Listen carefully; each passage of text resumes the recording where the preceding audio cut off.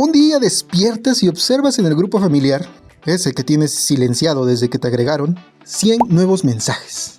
¿Qué pasó? ¿Quién se murió?, te preguntas. En otras circunstancias ni lo abrirías, pasarías de largo.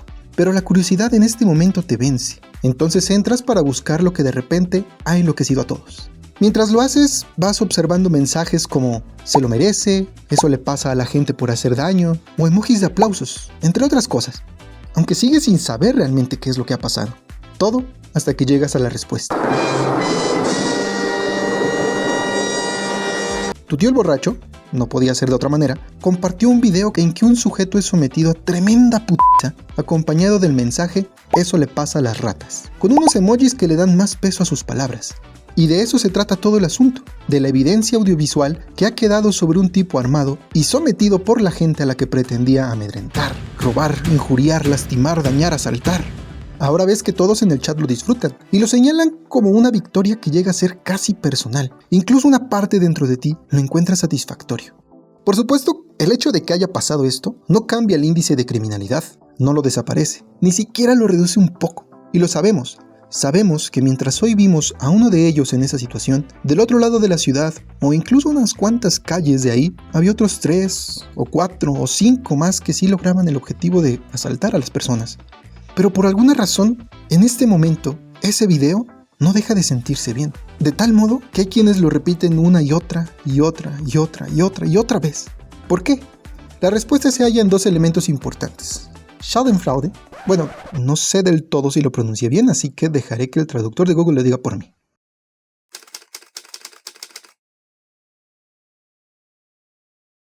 Schadenfreude. Aunque de ahora en adelante lo llamaremos gusto o placer por la desgracia ajena. Es más largo, pero creo que domino un poco más el español que el alemán. Y también se debe al deseo por una satisfacción de las reglas o normas sociales. Estos 2 fenómenos, en su conjunto, resultan en una ilusión sobre algo que queremos creer, pero que por desgracia no siempre llega. Justicia. Sin embargo, no hablamos de una justicia particular, como si solo se tratara de ese evento, más bien de una justicia casi general, como si este solo video y este solo hecho haya vuelto a poner todo el universo en orden. Partamos con el punto de las reglas o las normas. Estos contratos sociales, tanto establecidos legalmente y que uno puede ver en una constitución o ley, hasta aquellos que tienen carácter de implícitos, que no podemos ver escritos o estipulados de una manera concreta y que sin embargo sabemos que no está bien romperlos, como cuando en un grupo de amigos sale el chapulín. No es que esté prohibido y tampoco es que se haya hablado al respecto, pero no es bien visto muchas veces en el resto del grupo. La cuestión de las reglas tiene sus matices. ¿Quién no ha roto alguna que otra norma?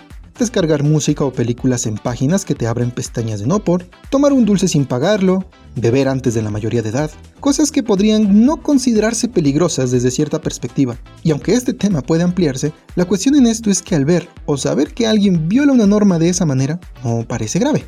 Lo pasamos por alto incluso. Pero ver que alguien hace algo que puede resultar mucho más violento, entonces nos viene la indignación. Y cuando vemos o sabemos que alguien rompió una regla, la empatía que podríamos sentir por esa persona disminuye o de plano desaparece. De este modo ya no nos sienta mal pensar que si algo malo puede ocurrirle a esa persona nos pueda afectar o que se sienta injusto, porque lo que ha hecho tiene consigo una idea tan sencilla como peligrosa: obtener su merecido. Es el tipo de situaciones que usan los medios u otros para hablar o descalificar un suceso que ha creado indignación, ya que de esta manera se desvía la atención de lo que ellos quieren. En el año 2021 se hizo viral el caso de Homero, un perro que murió en la bodega de un avión. Al principio, la indignación recayó mera y enteramente sobre la aerolínea como responsable, y la empatía por María Fernanda, la dueña, era notoria al darle apoyo y mensajes de fortaleza. No obstante, poco después la gente la acusó también a ella como una persona que explotaba al perrete como una forma de negocio. Esto debido a publicaciones y fotos que para algunos la delataban de esa manera. La empatía por ella, con todo eso, fue desapareciendo.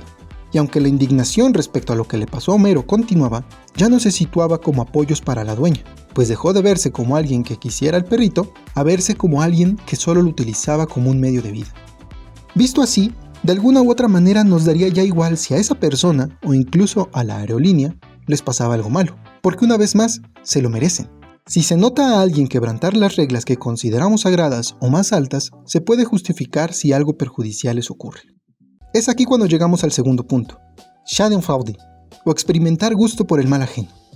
Esto no se debe a que se disfrute en un 100%, o solo porque sí.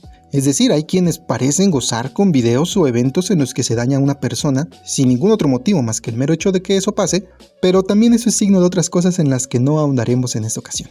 Aquí se trata más bien de que a buenas y a primeras, aunque parece que es el sufrimiento de la persona lo que nos satisface, la cuestión no es esa por completo, sino que lo vemos adecuado y como una consecuencia casi natural por lo que ha hecho. La sensación de satisfacción nace por presenciar el castigo que según nosotros y según ciertas reglas establecidas socialmente se ha ganado por lo que ha hecho. Y que esto ocurra es una manera en la que todo lo que está pasando toma una forma, la forma de la justicia. Es una ilusión, por supuesto, porque acá surge algo importante. Este evento no se ve como una justicia individual o como el hecho concreto de un solo caso. Para la percepción, este hecho abarca todo.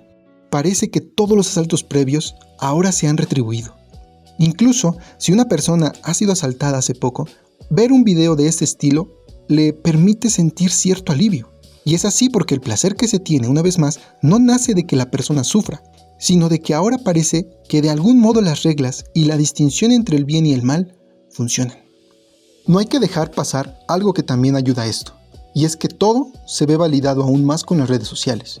De hecho, son parte misma de esa ilusión de la que hablamos, en especial porque precisamente convierten en espectáculo la desgracia y le dan más alcance. Al haber muchas víctimas de asaltos o situaciones similares, mirar eso y darle su visto bueno, se puede decir que socialmente ha pasado algo que es justo, lo cual a la larga implica que la agresividad sea una respuesta aceptable, ya no solo para ese tipo de casos, sino cualquiera. Y es que esta sensación no se produce ni se limita solo a estas situaciones. Por lo que entramos a la segunda parte de este video. Por un lado, tenemos la satisfacción ante cosas sobre las que existe impotencia, y no nos queda de otra más que solo este tipo de videos o actos para creer que hay un equilibrio universal. Y por otro, están los que se generan su propia satisfacción al ser ellos quienes ataquen a lo que creen que es el problema. La sensación parece similar, y al hacerlo se piensan que han cumplido con su misión y que lo han hecho todo. Los casos en los que se puede ver esto se encuentran en diversos contextos, pero nos centraremos en uno que personalmente encuentro como un chiste de mal gusto. En el mundo laboral, muchas veces no es posible crear lo que los clientes quieren o buscan, pues un trabajador no es quien toma las decisiones, sino que forma parte de todo un engranaje que va a presentar un trabajo final.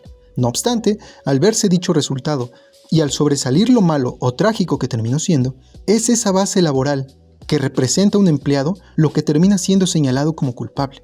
En el mundo de los videojuegos pasa mucho, y de manera constante. Mientras las decisiones sobre cómo será un juego, si uno como servicio o un single player de toda la vida, quedan por completo a consideración de alguien que jerárquicamente está mucho más arriba en el organigrama y que incluso no sabe de videojuegos o programación, cuando el juego llega a salir y es malo, la audiencia podría culpar a esa persona. Pero ya que contra él o ella no puede hacer nada, deciden atacar a quien solo estaba haciendo su trabajo.